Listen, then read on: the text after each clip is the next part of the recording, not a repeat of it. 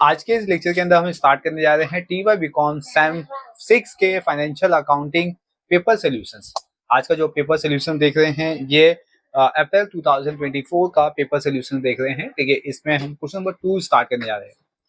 Question number 1 का objective question और question number 5 का आपका राइट एंड शॉर्ट नोट ये आपको मिल जाएंगे। लिंक आपको डिस्क्रिप्शन बॉक्स में दे दिया गया है, आप उसको रिफर कर लीजिए। मैं आपको बताना चाहता हूँ कि कॉस्ट अकाउंटिंग का अगर आप प्रिपरेशन कर रहे हैं तो उसका भी लिंक आपको डिस्क्रिप्शन बॉक्स में मिल जाएगा।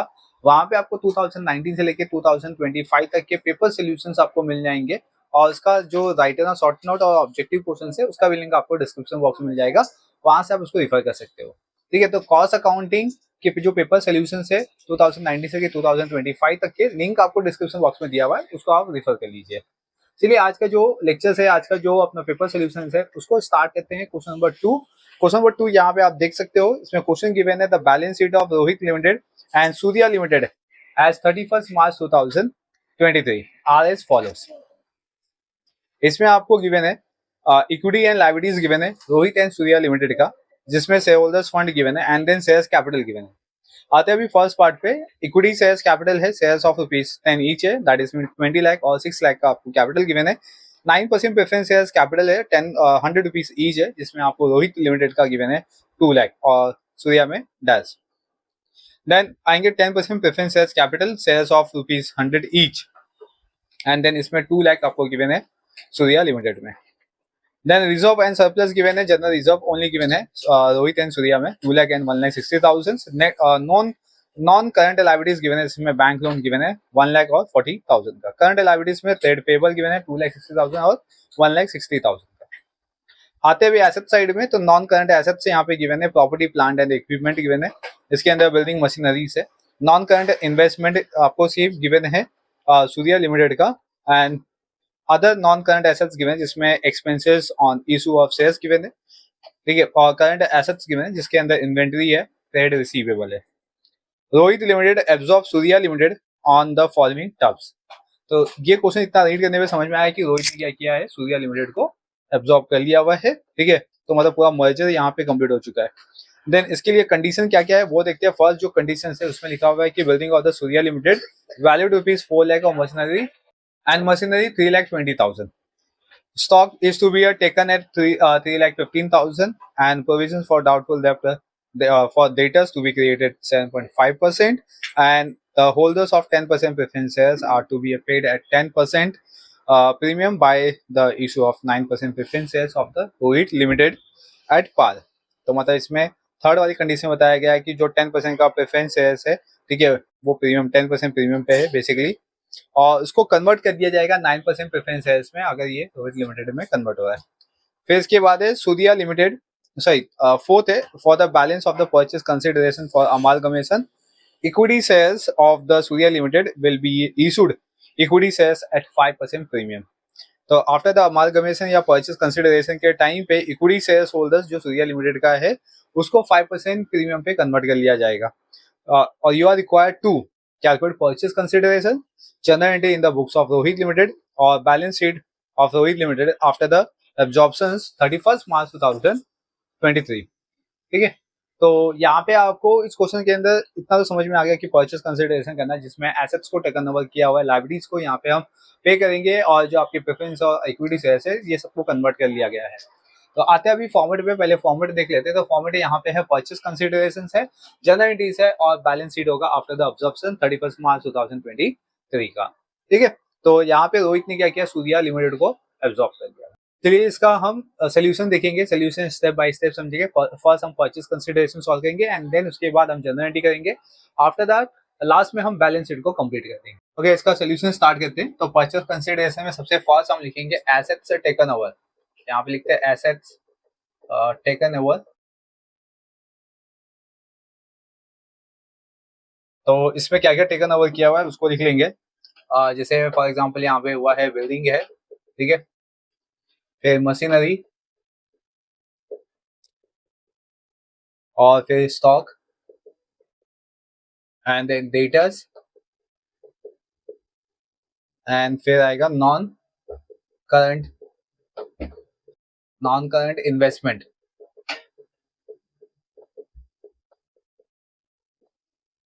अब इसका अमाउंट लिख लेते। तो बिल्डिंग यहाँ पे 4 लाख का है,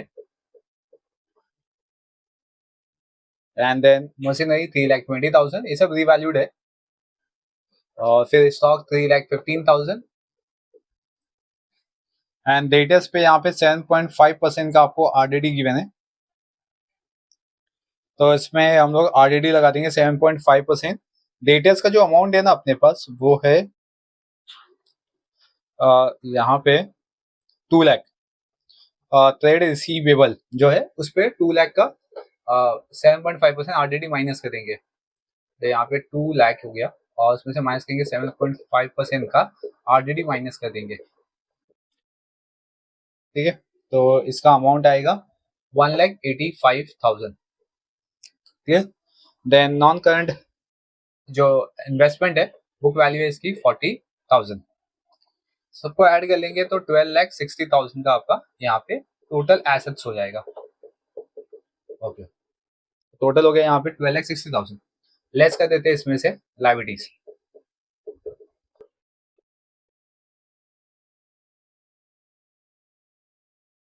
तो लायबिलिटीज में अपने पास है अभी बैंक लोन, ये पे करना पड़ जाएगा।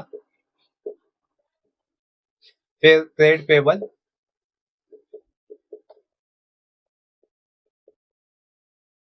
ओके, तो यहाँ पे जो बैंक लोन है ये 40,000 है और ट्रेड पेबल 1,60,000। बस इतने ही है, इसको ऐड कर लेंगे तो 2 लाख हो गया यहाँ पे। इसका टोटल माइनस करेंगे तो 10,60,000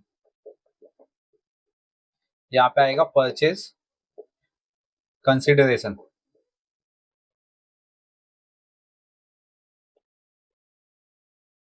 अभी इसका हम लोग डिस्चार्ज करेंगे, discharge of the purchase consideration. तो यहाँ पे लिखता हूँ मैं, या पेमेंट ऑफ परचेज कंसिडरेशन भी लिख सकते हैं। तो यहाँ पे discharge of purchase consideration PC लिखा हूँ शॉर्ट में। तो इसमें प्रेफरेंस शेयर्स 10% प्रीमियम पे है। ठीक है, कन्वर्ट हो जाएगा, सेटल कर दिया जाएगा इसको 9% प्रेफरेंस शेयर्स में, जो कि ये रोइक में कन्वर्ट हो जाएगा। फिर उसी तरीके से इक्विटी शेयर होल्डर्स है, ठीक है, जो कि इसमें कन्वर्ट कर दिया जाएगा 5% प्रीमियम के बेसिस पे। तो फर्स्ट यहाँ पे जो प्रेफरेंस शेयर्स है उसको देखते हैं, क्योंकि प्रेफरेंस शेयर्स को पहले पेमेंट करना होता है। तो यहाँ पे आएगा 10% प्रेफरेंस शेयर्स। तो 10% प्रेफरेंस शेयर्स, ठीक है, प्रेफरेंस शेयर होल्डर्स लिखता हूँ। तो यहाँ पे 2 लाख है, तो 2 लाख का बेसिकली हम लोग 10% ले लेंगे तो 20,000 आ गया, मतलब 2,20,000 यहाँ पे हो गया आपका अमाउंट। फिर सेकंड आएगा अपना equity share holders, equity share holders. अब बेसिकली ये आएगा अपना इक्विटी शेयर होल्डर्स, क्योंकि बैलेंसिंग फिगर पे होगा ये। 10,60,000 से 2,20,000 माइनस कर देंगे तो उसमें आएगा 8,40,000। तो ये हो गया इक्विटी शेयर होल्डर्स के लिए, राइट। ये कैसा है अपना बैलेंसिंग फिगर से आया ये। हमने क्या किया, परचेज कंसिडरेशन और प्रेफरेंस शेयर्स को माइनस कर दिया तो 8,40,000 यहाँ पे आपका इक्विटी शेयर होल्डर्स के लिए आ गया। तो ये बेसिकली हो गया आपका, इसको टोटल करेंगे तो टोटल परचेज कंसिडरेशन अपने पास आएगा। टोटल पीसी लिख लेता हूँ यहाँ पे, टोटल पीसी। तो यहाँ पे आ गया 10,60,000। ओके, अब नेक्स्ट थिंग आती है इसकी जनरल एंट्री पे। तो जनरल एंट्री हम लोग स्टार्ट करते हैं। तो जनरल एंट्री में अपना ये एसेट्स लायबिलिटीज आ जाएगा, परचेज कंसिडरेशन आ जाएगा, फर्स्ट जनरल एंट्री ये हो जाएगा। तो फर्स्ट में इसको पास कर लेता हूँ। क्या क्या इसमें, बिल्डिंग, ठीक है, ये सब रोहित ने क्या किया हुआ है, टेकन ओवर किया हुआ है। बिल्डिंग हो गया, मशीनरी हो गया, स्टॉक है, डेटर्स है, और इसके बाद आएंगे हम लोग नॉन करंट इन्वेस्टमेंट।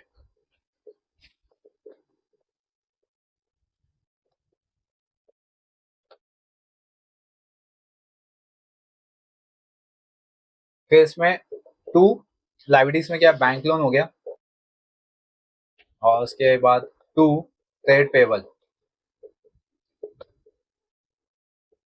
और फिर टू परचेज कंसिडरेशन या बिजनेस परचेज।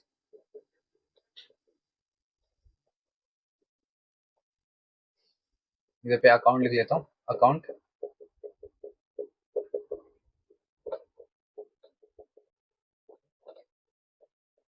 यहाँ पे डेबिट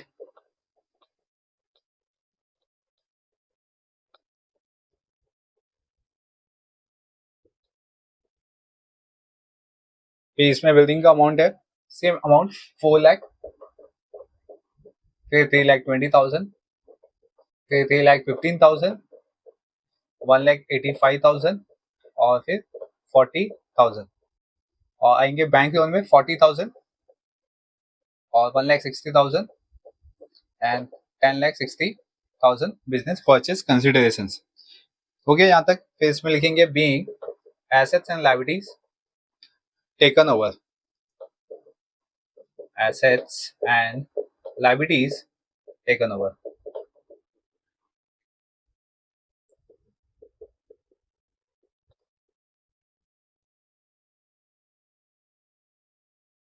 एकदम सिंपल सा जनरल मैंने बता दिया, फर्स्ट जनरल हमने यहाँ पे पास कर ली है। अब जो परचेस कंसिडरेशन हुआ है उसके बेसिस पे हम एक मेन एंट्री पास करेंगे जिसमें बिजनेस परचेस किया गया या liquidators of the Surya limited हो जाएगा इसमें। तो इसकी एंट्री देंगे यहाँ पे बिजनेस परचेस, या परचेस कंसिडरेशन भी लिख सकते हो यहाँ पे, बिजनेस परचेस भी लिख सकते हो, business purchase account debit to, इधर आएगा liquidators of Surya limited account. इसका अमाउंट है परचेस कंसिडरेशन का अमाउंट कितना है 10,60,000, बस इसकी एंट्री आएगी यहाँ पे 10,60,000। और उसका नरेशन देंगे being purchase consideration due, being short में लिखता हूँ मैं पीसी ड्यू, पीसी ड्यू। अब आते हैं थर्ड, ठीक है। अभी थर्ड पे जो अपना इक्विटी प्रेफरेंस है उसकी एंट्री पास करते हैं। तो इसमें आएगा liquidators, liquidators of Surya limited account debit, account debit to इसमें आएगा 9% प्रेफरेंसेस, जो कि 10% का प्रेफरेंसेस था उसको 9% में कन्वर्ट करेंगे। तो 9% preferences, 9% preferences capital account, account फिर इक्विटी शेयर्स कैपिटल अकाउंट, और फिर आएगा टू सिक्योरिटी प्रीमियम।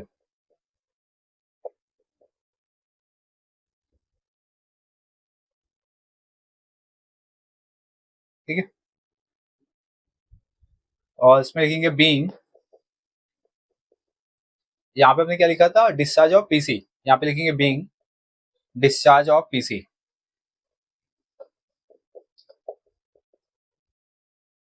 अभी इसमें प्रेफरेंस है कितना है 2,20,000, तो 2,20,000। पीसी अपना 10,60,000 का ही है, ठीक है, पीसी चेंज नहीं होगा। मतलब liquidators of the Surya limited कितना है 10,60,000 है, और यहाँ पे 2,20,000 आ गया अपना प्रेफरेंस शेयर्स आ गया।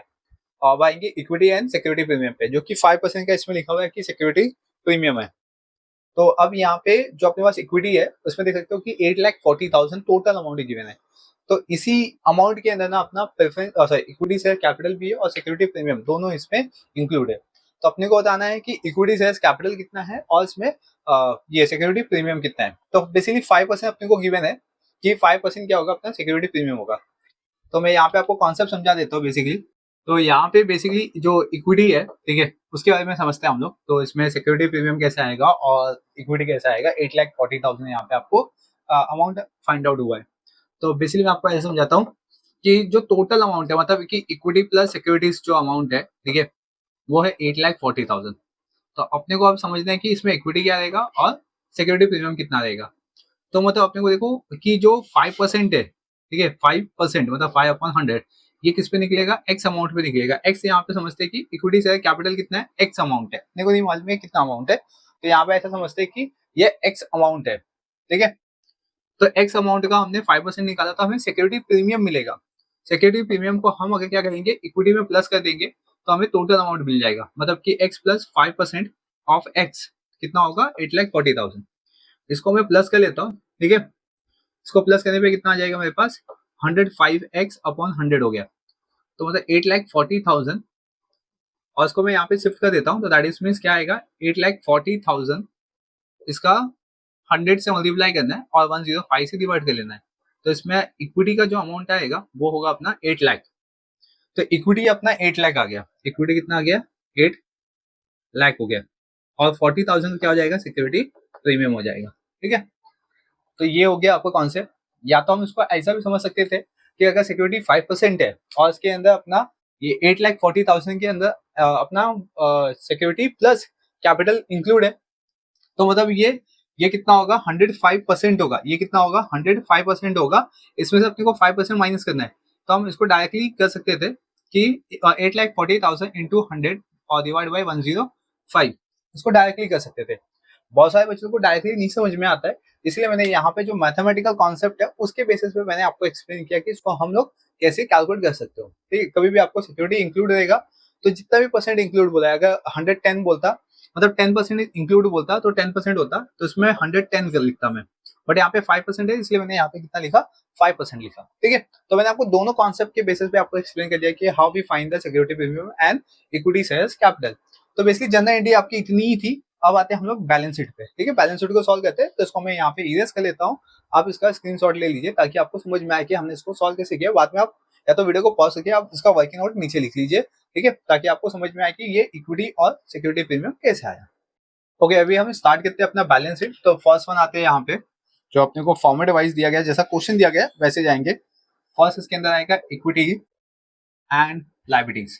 ठीक है, क्वेश्चन में जैसा फॉर्मेट दिया गया उसी फॉर्मेट पे जा रहे हैं हम लोग। इक्विटी एंड लायबिलिटीज लिखा हुआ है, इसके अंदर भी फर्स्ट है। फर्स्ट क्या है? Share holders fund.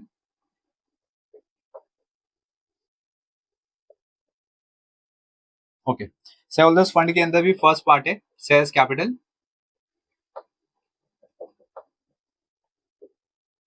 और इसके अंदर भी फर्स्ट पार्ट आएगा इक्विटी शेयर्स कैपिटल।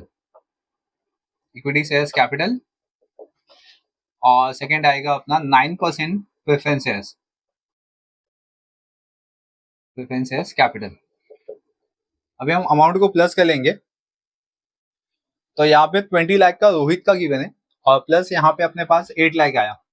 तो 20 lakh plus 8 lakh that is में टोटल हो गया यहाँ पे 28 लाख का अपना कैपिटल। ठीक है, फिर प्रेफरेंस शेयर्स पे आते हैं। तो जो प्रेफरेंस शेयर्स है इस पे आपको 2 लाख का प्रेफरेंस शेयर सूर्या लिमिटेड का गिवन है, और यहाँ पे प्रेफरेंस आया कितना? 2,20,000। तो 2 लाख प्लस 2,20,000 करेंगे, दैट इज में 4,20,000 यहाँ पे आ गया आपका प्रेफरेंस शेयर्स कैपिटल। इतना हो गया। इसके बाद आएंगे reserve and surplus. Second part है reserve and surplus. Reserve and surplus में आपको जनरल रिजर्व गिवन है और security premium. General reserve and security premium.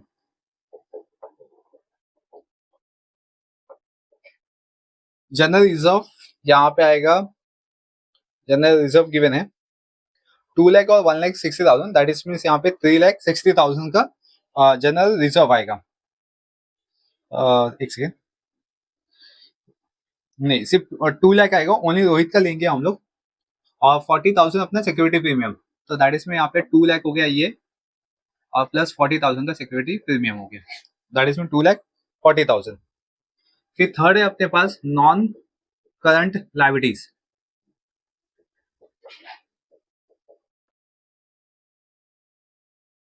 Okay, non current liabilities में बैंक लोन है। ठीक है, वो लिख लेता हूं मैं यहाँ पे, बैंक लोन।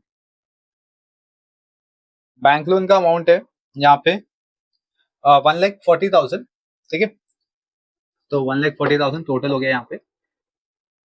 फिर आएंगे डी पार्ट पे अपना करंट लायबिलिटीज।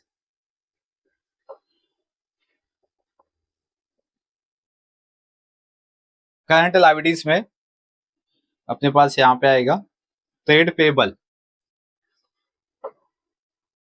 ट्रेड पेबल, और इसका अमाउंट लेते हैं अभी। तो इसका अमाउंट है 2,60,000 प्लस 1,60,000, दैट इज में 4,20,000 यहाँ पे ट्रेड पेबल हो गया। अब इसका टोटल कर लेते हैं, तो इसका टोटल करने पे आया 40,20,000। तो ये आ गया इसका टोटल। अब आते हैं एसेट्स पे, सेकेंड वन एसेट्स। तो एसेट्स में क्या क्या है, एक तो फर्स्ट है अपना non current assets, non current assets जिसमें आपके पास आएगा बिल्डिंग मशीनरी, बिल्डिंग हो गया, मशीनरी हो गया, फिर स्टॉक, नहीं ये सब नहीं है, बिल्डिंग मशीनरी, फिर non current investment, non current investment, और other non current assets, current assets, ठीक है। तो इसमें जो मशीनरीज है वो देखते हैं। तो 7 लाख यहाँ पे रोहित का गिवन है और 4 लाख अपने पास ये आ गया, तो दैट इज में टोटल हो गया यहाँ पे 11 लाख का बिल्डिंग। फिर मशीनरी अपने पास 10 लाख का रोहित में गिवन है, 3,20,000 अपना रिवैल्यूड हो गया सूर्या का, तो इसमें आएगा 13,20,000। और नॉन करंट में है 40,000 इन्वेस्टमेंट का, और नॉन करंट एसेट से अपने पास 60,000, 60,000, ठीक है। फिर आते हैं करंट में, सेकेंड पार्ट आएगा अपना करंट एसेट्स। तो करंट एसेट्स में स्टॉक है और ट्रेड रिसीवेबल है, तो यहाँ पे लिखता हूँ स्टॉक और ट्रेड रिसीवेबल।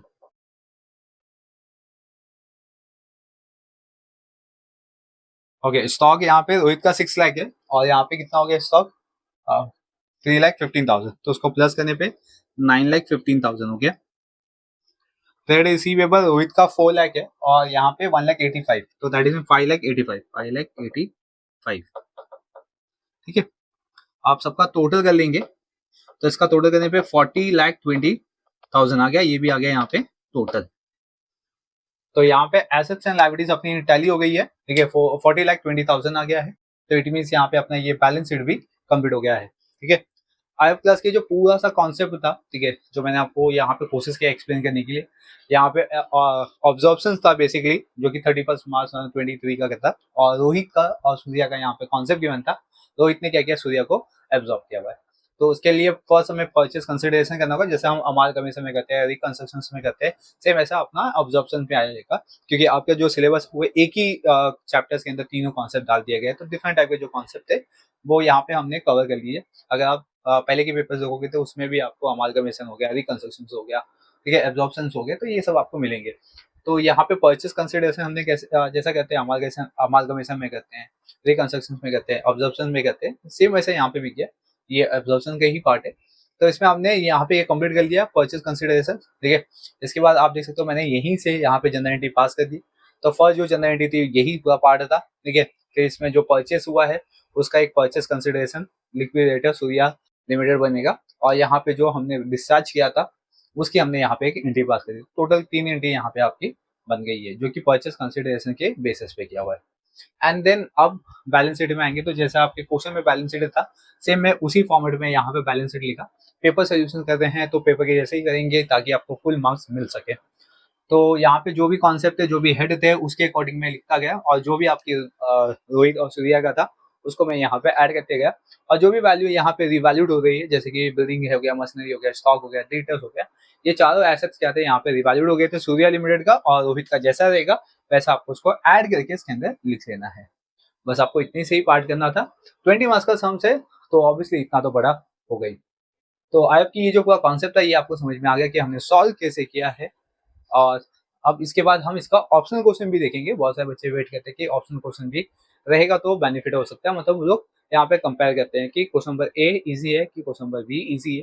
तो जो क्वेश्चन नंबर बी है 2 का बी, ठीक है, उसको मैं नेक्स्ट वीडियो में लेके आने वाला हूँ। तब तक के लिए आप बने रहिए चैनल पे, चैनल को सब्सक्राइब कर लीजिए, बेल आइकन प्रेस कर लीजिए। अगर इसके बियॉन्ड कोई डाउट है तो डेफिनेटली आप मुझे कमेंट सेक्शन में कमेंट करके पूछ सकते हो, ठीक है। तब तक आप इसको नोट डाउन कर लीजिए, मैं यहाँ से थोड़ा सा आपको स्पेस दे देता हूँ ताकि आप इसका स्क्रीनशॉट ले सकें।